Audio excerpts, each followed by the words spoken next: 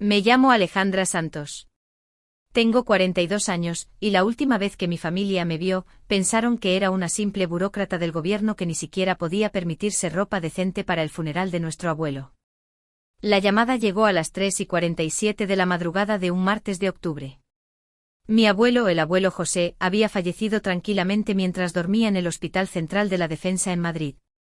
La voz de mi madre sonaba tensa, cansada y con ese familiar tono de decepción al que me había acostumbrado con los años. Alejandra, sé que probablemente estás muy ocupada con lo que sea que hagas ahora, pero el funeral del abuelo José es el sábado. La familia espera que estés aquí. Lo que sea que hago ahora. Si ella supiera. Durante los últimos 8 años, había sido inspectora de la División Antiterrorista de la Policía Nacional, destinada en la Comisaría Central de Madrid. Antes de eso, había pasado 6 años ascendiendo por varios departamentos, comenzando como analista junior recién salida de la Academia de Policía de Ávila. Mi familia no sabía nada de esto. Para ellos, yo era simplemente Alejandra, la que trabaja para el gobierno y vive en un modesto apartamento en el centro de la ciudad, conduciendo un Seat Ibiza de hace 10 años. No tenían ni idea de que mi apartamento era deliberadamente modesto, una tapadera mantenida por el cuerpo.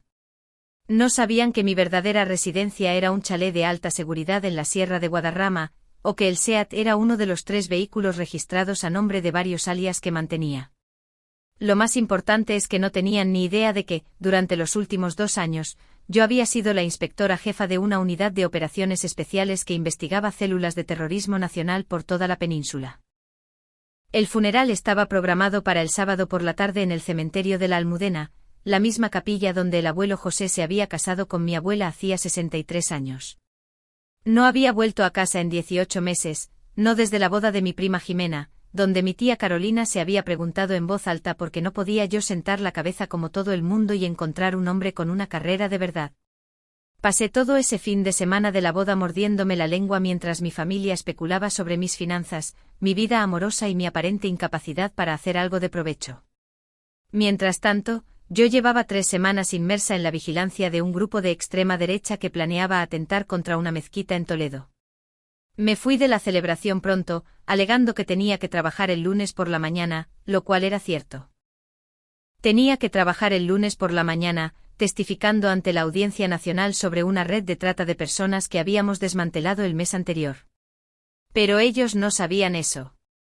Solo me vieron irme pronto otra vez, probablemente para volver a mi pequeño trabajo en el gobierno que apenas me daba para pagar las facturas. Lo que pasa con el trabajo encubierto en las fuerzas de seguridad del Estado es que requiere sacrificios que la mayoría de la gente no puede entender. Durante años dejé que mi familia creyera que estaba pasando apuros, que apenas llegaba a fin de mes, trabajando en algún puesto de oficina monótono en un edificio gubernamental del centro. Era más fácil que explicar por qué no podía hablar de mi trabajo, porque a veces desaparecía durante semanas, porque nunca llevaba a nadie a casa para que lo conocieran. Mi hermano mayor, Miguel, siempre había sido el hijo predilecto. Un exitoso promotor inmobiliario casado con su novia de la universidad, 2 hijos, una casa enorme en La Moraleja. Mi hermana pequeña, Raquel, le seguía de cerca, directora de marketing en una gran multinacional, comprometida con un cirujano, publicando constantemente sobre sus vacaciones por Europa y sus escapadas de fin de semana a La Rioja. Y luego estaba yo, la callada Alejandra, la soltera Alejandra. Alejandra, que nunca parecía tener dinero para vacaciones familiares o regalos caros. Alejandra, que llevaba el mismo traje negro a cada evento familiar y conducía un coche que Miguel describió una vez como un trasto que apenas es mejor que ir en autobús. El miércoles después de la muerte del abuelo José, estaba sentada en mi verdadero despacho, en la planta de seguridad del complejo policial que mi familia nunca había visto, mirando fotos de vigilancia de nuestra última operación. Mi compañero, el inspector Martínez, llamó a mi puerta. «Hola, jefa. ¿Estás bien? Sé que estabas muy unida a tu abuelo». Jefa, así me llamaban los 12 agentes de mi unidad. A los 42 años, era la inspectora jefa más joven en la historia de la Comisaría Central. El año pasado, me habían recomendado para el programa de desarrollo de liderazgo ejecutivo del cuerpo. El ministro del Interior había elogiado personalmente el trabajo de nuestro equipo al desarticular una red de terrorismo nacional que había estado planeando ataques en 3 comunidades autónomas. Pero para mi familia, yo seguía siendo simplemente Alejandra, la que no conseguía encauzar su vida. Estoy bien, Martínez, solo pensando en este fin de semana. El funeral, ¿verdad? ¿Vas a tomarte tiempo libre? Solo el sábado. Volveré el lunes. Martínez vaciló en la puerta. ¿Sabes, jefa, si alguna vez quieres contarle a tu familia a qué te dedicas realmente? No, le corté suavemente. Es mejor así. Más seguro para todos. Eso era parcialmente cierto. En antiterrorismo, todos manteníamos la seguridad operativa, incluso con nuestras familias. Pero la verdadera razón por la que nunca se lo había contado era más simple y dolorosa. Me había cansado de defenderme, cansado de explicar por qué mis decisiones importaban, cansado de ser la decepción de la familia. Era más fácil dejar que pensaran lo que quisieran. El viernes por la noche conduje el SEAT hasta la casa de mi infancia en Pozuelo para ayudar con los preparativos del funeral. La casa estaba llena de parientes que no había visto en meses, todos reunidos alrededor de la mesa de la cocina de mi madre, compartiendo recuerdos del abuelo José y planeando el servicio. Mi tía Carolina llevaba la voz cantante como siempre. Es una lástima que José no viviera para ver a ninguno de sus nietos sentar la cabeza de verdad, dijo, mirándome significativamente. Quiero decir, a Miguel y Raquel les va tan bien, pero, dejó la frase en el aire con un suspiro. Mi prima Jimena, la hija de Carolina, retomó el hilo. Mamá, no seas mala. Alejandra hace lo que puede. No todo el mundo puede tener éxito como Miguel. Algunas personas simplemente son diferentes.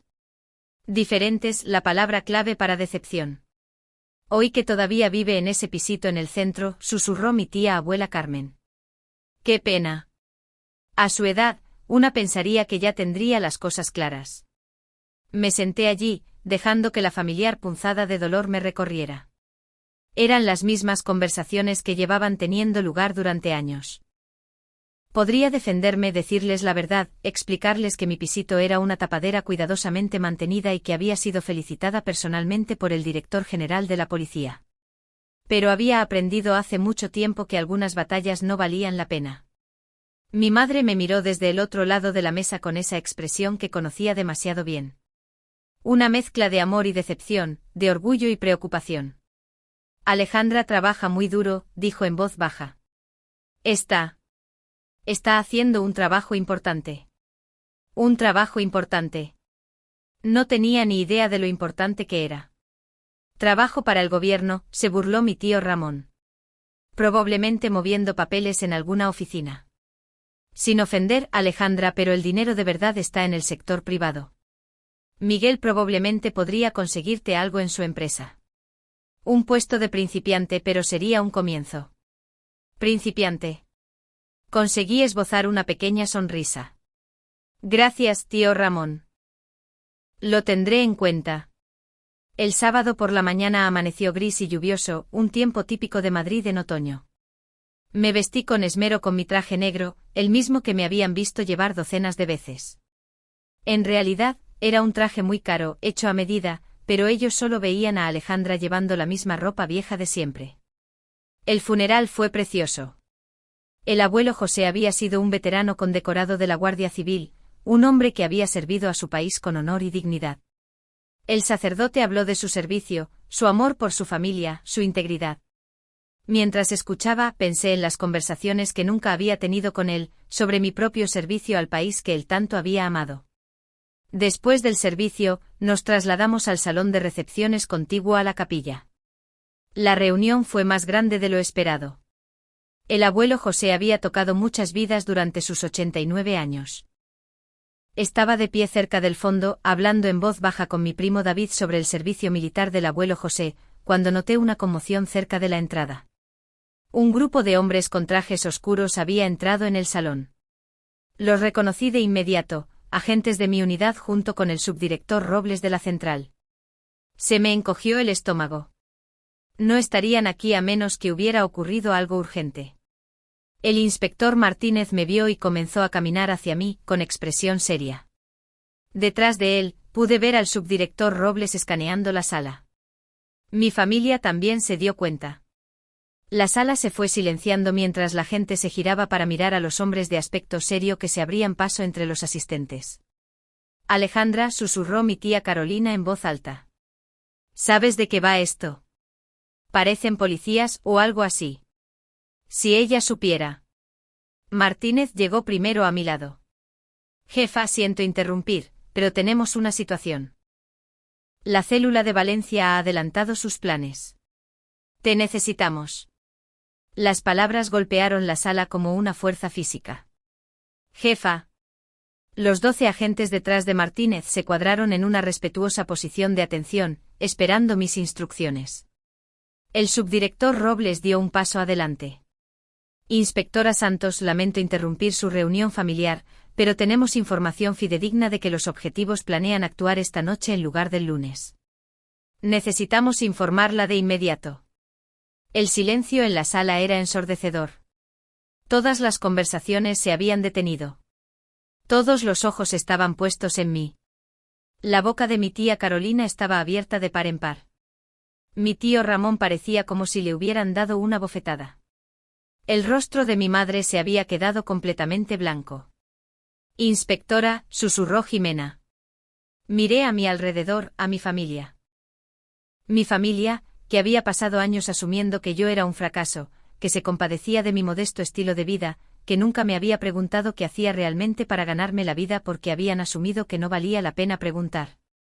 Necesitaré 5 minutos para despedirme de mi familia, le dije a Robles en voz baja. Luego podemos irnos. Por supuesto, inspectora. Inspectora.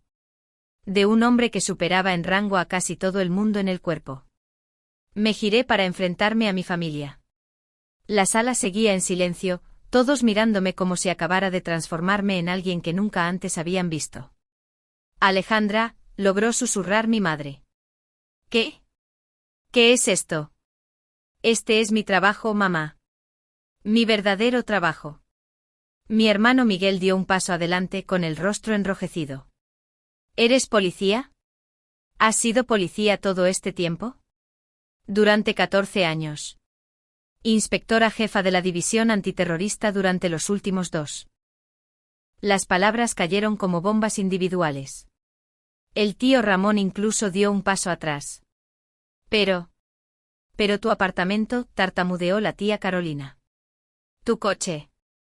Seguridad operativa, dije simplemente. Todo lo que habéis visto ha sido cuidadosamente mantenido como tapadera para mi verdadera identidad. El subdirector Robles carraspeó suavemente. Inspectora Santos, no quiero meterle prisa, pero... Entiendo. Miré a mi alrededor una última vez. Tengo que irme. Hay una célula terrorista que planea detonar explosivos en un objetivo civil esta noche. Mi equipo me necesita para detenerlos. El silencio se prolongó. Mi prima Jimena lloraba en silencio. Mi tío Ramón se había desplomado en una silla, negando con la cabeza con incredulidad. Mi madre finalmente habló. Todos estos años cuando pensábamos que estabas pasando apuros. Estaba sirviendo a mi país, mamá. Igual que hizo el abuelo José. Al mencionar a mi abuelo, algo cambió en la sala. El hombre que acabábamos de enterrar había sido un veterano condecorado que nunca hablaba mucho de su servicio. Él habría entendido el peso del deber, la necesidad del sacrificio, el honor de servir a algo más grande que uno mismo. ¿Por qué no nos lo dijiste?, preguntó mi hermano en voz baja. Porque durante 8 años, cada reunión familiar era una letanía de mis fracasos. Mi modesto apartamento, mi coche viejo, mi falta de marido, mi aparente incapacidad para hacer algo de provecho. Se hizo más fácil dejar que creyerais lo que queríais creer que defender constantemente decisiones que nunca entenderíais. El dolor en la sala era palpable, pero ahora era un tipo de dolor diferente. No el dolor de la decepción, sino el dolor de la revelación, de comprender cuán profundamente habían juzgado mal a alguien a quien decían amar. El inspector Martínez se acercó de nuevo. Jefa, de verdad tenemos que irnos. Asentí y me giré hacia la puerta. El equipo se colocó en formación a mi alrededor, un movimiento tan natural y practicado que estaba claro que así eran siempre las cosas. Yo era su líder. Seguían mis órdenes, confiaban en mi juicio, dependían de mi experiencia. Cuando llegamos a la puerta, oí la voz de mi tía Carolina, pequeña y quebrada. Nos ha estado protegiendo todo este tiempo. Hice una pausa y miré hacia atrás. No solo a vosotros. A todos nosotros. En eso consiste el trabajo. El subdirector Robles me abrió la puerta. Afuera, pude ver los familiares todoterrenos negros esperando con los motores en marcha. Este era mi mundo. El mundo de las reuniones urgentes y las decisiones de vida o muerte, de la inteligencia clasificada y la seguridad nacional. El mundo donde no era una decepción ni un fracaso, sino una líder cuyo juicio era respetado por algunos de los agentes más capaces del cuerpo. Inspectora Santos, dijo Robles mientras caminábamos hacia los vehículos. Quiero que sepa que su equipo habla muy bien de su liderazgo. El trabajo que ha hecho aquí ha evitado 3 ataques importantes en los últimos 18 meses. El director general quería que le transmitiera personalmente su felicitación por su efectividad operativa. Detrás de mí, a través de la ventana del salón de recepciones, pude ver a mi familia todavía de pie en un silencio atónito, comprendiendo por fin que todo lo que habían asumido sobre mi vida había sido erróneo. La operación de esa noche fue un éxito. Interceptamos a la célula terrorista en un almacén a las afueras de Madrid, evitando lo que habría sido un ataque devastador en un centro comercial abarrotado de compradores de sábado por la tarde. El domingo por la mañana, la noticia era portada en toda España: una unidad de élite de la Policía Nacional evita un atentado terrorista. Los artículos mencionaban que la operación había sido dirigida por la inspectora jefa Alejandra Santos, una veterana con 14 años en el cuerpo, cuyo trabajo en antiterrorismo había sido fundamental para desarticular redes terroristas nacionales en toda la península. Mi teléfono empezó a sonar el domingo por la tarde. Primero mi madre, luego Miguel, luego Raquel. Cada llamada fue diferente. Disculpas, preguntas, intentos de entender cómo se habían equivocado tanto durante tanto tiempo. La conversación con mi madre fue la más difícil. Alejandra, cariño, no sé qué decir. Todos estos años pensábamos. Dios, debimos parecerte tan mezquinos. Tan pequeños. Mamá, no erais pequeños. Estabais preocupados por alguien a quien queréis. Lo entiendo. Pero te hicimos sentir como una fracasada cuando en realidad estaba salvando la vida de la gente. Estaba haciendo mi trabajo, el mismo trabajo que el abuelo José habría entendido. Hubo una larga pausa. Él habría estado tan orgulloso de ti. Tan increíblemente orgulloso. Esa noche me senté en mi verdadero apartamento, el chalet de seguridad en la sierra que mi familia nunca había visto. La vista se extendía sobre Madrid, la ciudad que había pasado años protegiendo sin que nadie lo supiera. Mi teléfono vibraba con mensajes de texto de familiares. Cada uno era una variación del mismo tema: conmoción, disculpa, admiración y la lenta comprensión de lo completamente que me habían juzgado mal. El mensaje de mi prima Jimena fue el más honesto. Me siento como una idiota. Todas esas veces que actuamos como si no pudieras encauzar tu vida, literalmente estabas arriesgando la tuya para proteger las nuestras. Lo siento mucho, Alejandra. Lo siento increíblemente. La validación se sintió diferente de lo que había esperado. Durante años había imaginado este momento, el momento en que mi familia finalmente entendería quién era yo realmente y qué hacía. Había pensado que sería triunfante y satisfactorio de la manera en que suele serlo la vindicación. En cambio, se sintió triste. Triste porque había tardado tanto. Triste porque habíamos desperdiciado tantos años en malentendidos. Triste porque el abuelo José había muerto sin saber que su nieta había seguido sus pasos en el servicio al país. Pero también había algo más. Alivio. La agotadora doble vida había terminado. Ya no tenía que sentarme en cenas familiares escuchando especulaciones sobre mis fracasos. Ya no tenía que fingir que su compasión no dolía o que sus suposiciones no me afectaban. Ahora sabían quién era yo. Entendían cómo era realmente mi vida, que habían significado mis elecciones, que habían logrado mis silenciosos sacrificios. El lunes por la mañana, estaba de vuelta en mi despacho revisando informes de inteligencia con mi equipo. El inspector Martínez llamó a mi puerta hacia el mediodía. Oye, jefa, ¿cómo se tomó la familia la noticia? Levanté la vista de los archivos esparcidos por mi escritorio. Archivos que contenían información sobre amenazas que la mayoría de la gente nunca imaginaría. Problemas que la mayoría de la gente nunca tendría que resolver. Se están adaptando, dije. Va a llevar un tiempo que todos lo procesen. Pero debe sentar bien, que por fin lo sepan. Lo consideré. ¿Sentaba bien? En cierto modo, sí. La farsa había terminado. El cuidadoso mantenimiento de una identidad falsa ya no era necesario. Podía hablar abiertamente de mi trabajo, mis logros, mi vida. Pero la verdadera satisfacción no estaba en su conmoción ni en sus disculpas. No estaba en el momento en que se dieron cuenta de lo equivocados que estaban ni en verlos luchar por reconciliar a la persona que pensaban que yo era con la persona que soy en realidad. La verdadera satisfacción estaba en saber que, para empezar, nunca había necesitado su aprobación. Durante 14 años había estado haciendo un trabajo que importaba, protegiendo a la gente, sirviendo a mi país, liderando un equipo de agentes dedicados que confiaban en mi juicio y seguían mi ejemplo. Había tenido éxito según todas las medidas que realmente contaban, independientemente de si mi familia lo entendía o no. Su reconocimiento era agradable. Sus disculpas eran apreciadas, pero su incomprensión nunca había cambiado la realidad de quién era yo o de lo que había logrado. Soy la inspectora jefa Alejandra Santos. He evitado ataques terroristas, desmantelado redes de trata de personas y dirigido investigaciones que han hecho este país más seguro. Me he ganado el respeto de mis compañeros, la confianza de mis superiores y la lealtad de los agentes bajo mi mando. No soy, y nunca he sido, una decepción.